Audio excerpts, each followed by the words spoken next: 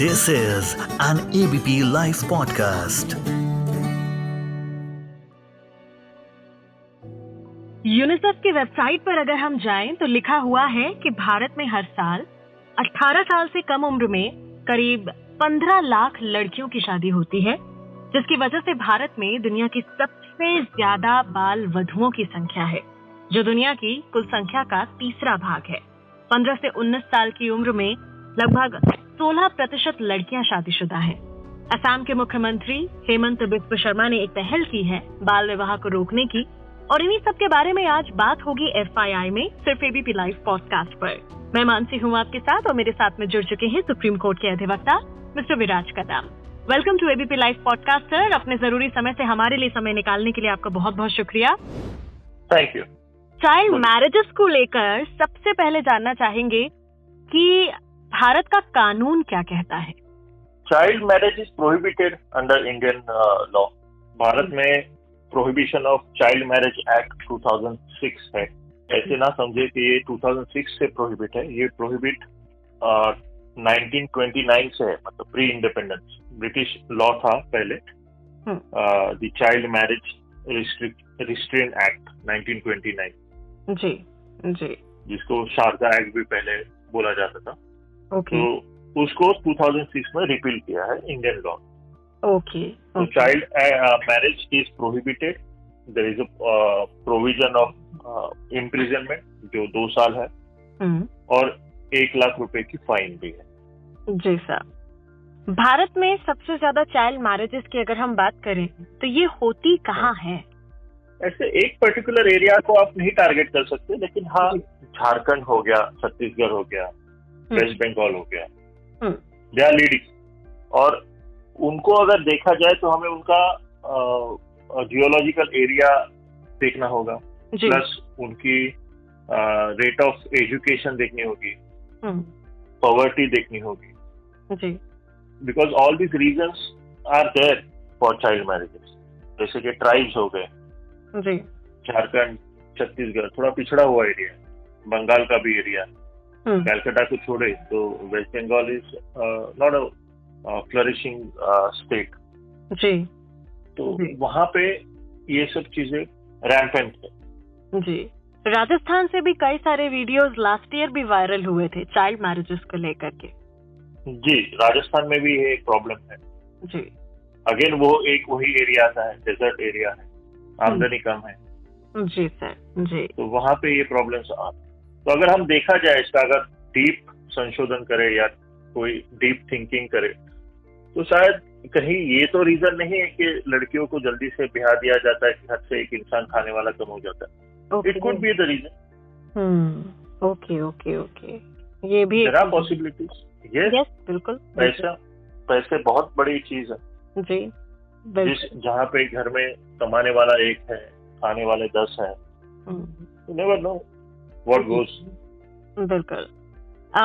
अगर हम, क्योंकि ये प्रथा आपने भी बताई, कानून तो इतना पहले ही बन गया था, तो प्रथा तो न जाने कब से ये चल रही है, बहुत समय पहले से ही। तो इसको रोकने के लिए अगर हम अभी तक की चीजों पे, इनिशिएटिव्स पे अगर हम बात करें, तो क्या आप कुछ इफेक्टिव इनिशिएटिव्स के बारे में बताना चाहेंगे जो इसके लिए लिए गए हैं, या आपने अभी तक कोई बदलाव देखा है? इफेक्टिव स्टेप्स जो लिए गए हैं प्री इंडिपेंडेंस से है, जैसे कि हमारे हिस्ट्री में हमें पढ़ाया गया था राजा राम मोहन राय जी 1830 से ही स्ट्रगलिंग फॉर दिस मूवमेंट। फिर महात्मा ज्योतिबा फुले, उनकी वाइफ, वो खुद हम ये कह सकते हैं दोनों बाल विवाह के विक्टिम्स थे जी, एंड दे स्टार्टेड एडवोकेटिंग कि बाल विवाह नहीं होना चाहिए। फिर मलाबारी एक व्यक्ति थे, Parsi, he also started the movement। कुछ हद तक बाल गंगाधर तिलक, हमारे कुछ फ्रीडम फाइटर्स, लाला लाजपत राय, ये लोग, उन्होंने भी आवाज। तो मेरा सवाल ये था कि आपने जितने भी फ्रीडम फाइटर्स, जो लीडर्स रहे हैं, जिन्होंने लिए, इनके बारे में, क्योंकि आज भी चाइल्ड मैरिज जो है वो हो रही है, तो अगर हम इन फ्रीडम फाइटर्स की बात करें तो इनके बारे में तो किसी को पढ़कर ही पता लगता है कि भाई ये इन्होंने इनिशिएटिव्स किए थे और इसलिए चाइल्ड मैरिज जो है हमें नहीं करना चाहिए। बट क्योंकि जिन जगहों की भी आपने बात की जहाँ पॉवर्टी है, जहाँ उतनी पढ़ाई लिखाई भी नहीं है, तो ऐसे में कुछ इनिशिएटिव्स ऐसे जो एजुकेट करने के लिए वहाँ काम आए हों। इसे रोकने के लिए सबसे बड़ा योगदान मेरे ख्याल से एनजीओस का ही हो सकता है। कुछ जेन्युइन एनजीओस जो देश के कोने कोने तक दुर्गम जगहों तक पहुंची हुई है जी, उनको ही ये जिम्मा उठाना चाहिए और भारत सरकार को उनके थ्रू जितना हो सके लोगों को एजुकेट करना चाहिए, प्रोपोगेट करना चाहिए, चाइल्ड मैरिज एक्ट के बारे में उनको बताना चाहिए, उनको रोकना चाहिए जी। और जहाँ कुछ हद तक पैसे की भी जहाँ बात आती है तो वहाँ पे मेरे ख्याल से prevention is better than cure जी। तो अगर आप लोगों को एजुकेट कर पाओ चाइल्ड मैरिज ना करने के, उनको एनकरेज किया जाए किसी भी तरीके से, तो वो सबसे बड़ा काम हो सकता है। एंड आई थिंक एनजीओ के थ्रू ये बहुत अच्छे से हो सकता है। जी, सरकार की, चूंकि आपने बात की कि सरकार को एनजीओ के साथ मिलकर इसके लिए आगे आना चाहिए।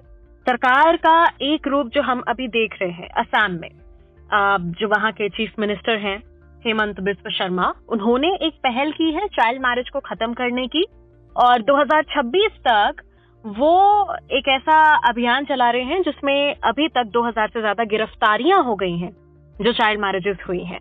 तो इस तरीके को आप कैसे देखते हैं? क्या ये एक सही तरीका है चाइल्ड मैरिज से उबरने का?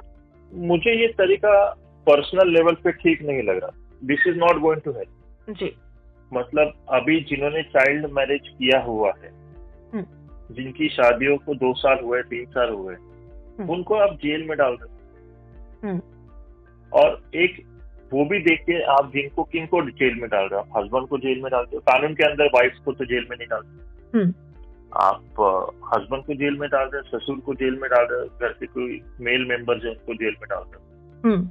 Look at the plight of those people. जैसे मैंने कहा था, ये पिछड़े हुए लोग हैं, उनके पास कोई सेविंग्स नहीं है, डेली वेजर्स है, उनके घर के कमाने वाले जेल में चले गए। फिर ये औरतें और उनके बच्चे क्या करेंगे? उसके बारे में सोचा सरकार ने ये स्टेप लेने के पहले? उनके वेलफेयर के बारे में क्या सोचा? कुछ नहीं। और जो कि मैंने ये एक्ट पढ़ा है, prohibition of child marriage act 2006 जी, मुझे तो ये एक्ट कंपाउंडेबल लगा। कंपाउंडेबल का मतलब अगर किसी बालिका का, किसी लड़की का चाइल्ड मैरिज होता है और वो मेजर होने के बाद वो चाहे तो उस मैरिज को कंटिन्यू कर सकती है, then it is not a void marriage, it's a voidable marriage जी। तो अगर ये बात है तो जिस और चाइल्ड मैरिज जो आसाम की अगर बात करें तो बहुत सारी लड़कियां तो अभी मेजर हो चुकी है, फिर उनके हस्बैंड को आप कहाँ जेल डाल दो, and they are still living with their husband. So I feel unless that girl comes to the authority and say कि मेरी चाइल्ड मैरिज हुई थी, मेरे मर्जी के खिलाफ हुई थी और अभी मैं बालिग हो चुकी हूँ, मुझे ये शादी मंजूर नहीं है, I don't think state can take action. Okay. और इंडिया में डिबेटेबल इशू और एक हो चुका है कि you and I we all know that the minimum age for women और girl to get married is 18 years, जो हमारा हिंदू मैरिज एक्ट भी कहता है, prohibition of Hindu marriage act कहता है, sorry prohibition of child marriage act कहता है, स्पेशल मैरिज एक्ट कहता है। लेकिन ये एज मुस्लिम लड़कियों के लिए तो सेम नहीं है, उनके लिए तो ये एज इससे भी कम है। We go by the puberty as.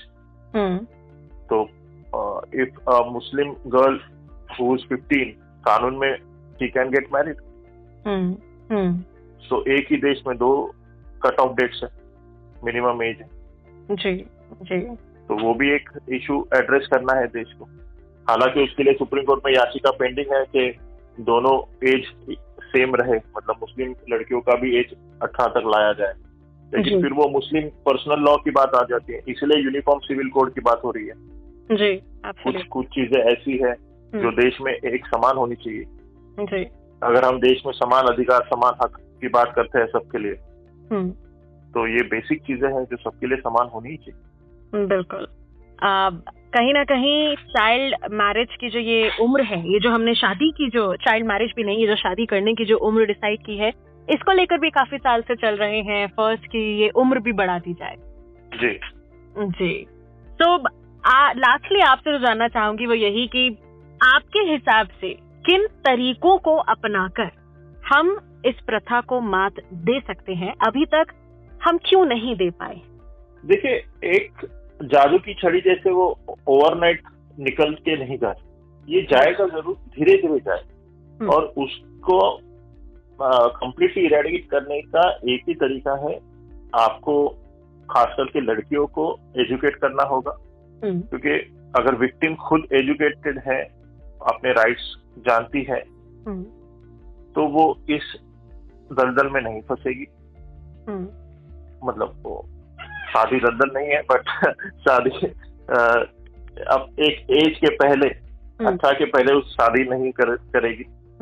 और बाकी लोगों को हमें एजुकेशन ही एक सबसे बड़ा जरिया है चाइल्ड मैरिज एक्ट को रोकने, चाइल्ड मैरिज को रोकने।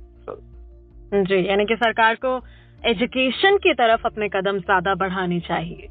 जी बिल्कुल।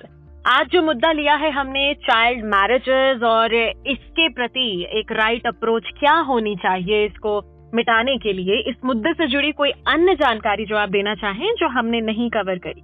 हमने सब कुछ कवर किया है। आपने शुरुआत यूनिसेफ से की थी जी, तो यूनिसेफ की बाकी भी जानकारी देखिए। ऐसे नहीं है, यूनिसेफ मेरे ख्याल से भारत को तो हर कोई विदेशी वेस्टर्न कंट्रीज में the rate at which means the first pregnancy of women is very early. इसमें 18 year and below की भी बहुत सारी लड़कियां होती हैं। जी। So I think they should concentrate on their own problems rather than poking nose in India's affairs. जी बिल्कुल बिल्कुल sir. Thank you so much sir हमारे साथ जुड़ने के लिए एबीपी लाइव पॉडकास्ट पर, और सभी को आसान भाषा में समझाने के लिए कि आखिर चाइल्ड मैरिजेस से डील करने का एक क्या सही तरीका हो सकता है, और वो सिवाय एजुकेशन के और कुछ भी नहीं है। Thank you so much once again sir हमारे साथ जुड़ने के लिए। Thank you sir.